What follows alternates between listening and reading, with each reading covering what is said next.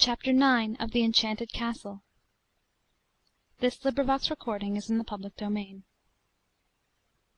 Enchanted Castle. Fairy Tales from Flowerland. By Hartwell James. CHAPTER IX. The Star of Bethlehem.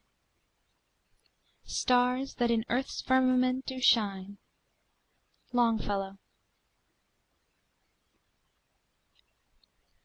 A good and holy man sat down to rest one evening beneath the shade of the palm tree, in a far eastern country, far away from home and friends.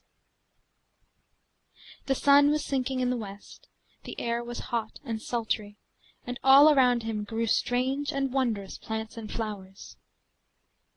It was a beautiful land, but the stranger's heart was sad within him.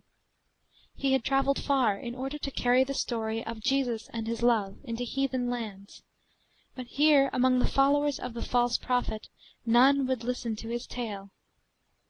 Even now, as he sat beneath the palm tree, the spires of the Mohammedan mosques gleamed white in the distance, and he could hear the voices of the priests as they chanted their evensong.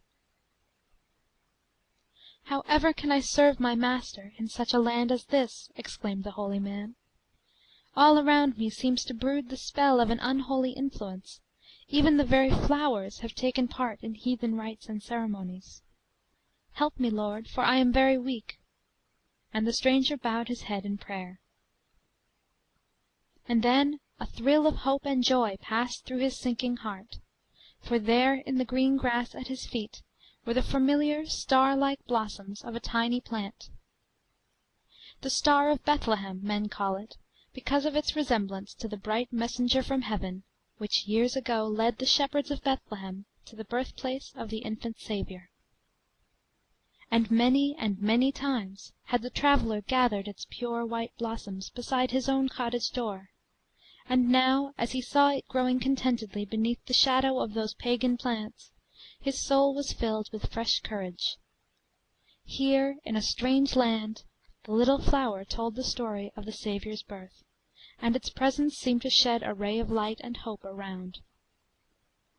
Cheered and strengthened, the holy man went on his way, ready once more to fulfil his labour of love, and to proclaim the good tidings of salvation to all who would hear. Chapter 10.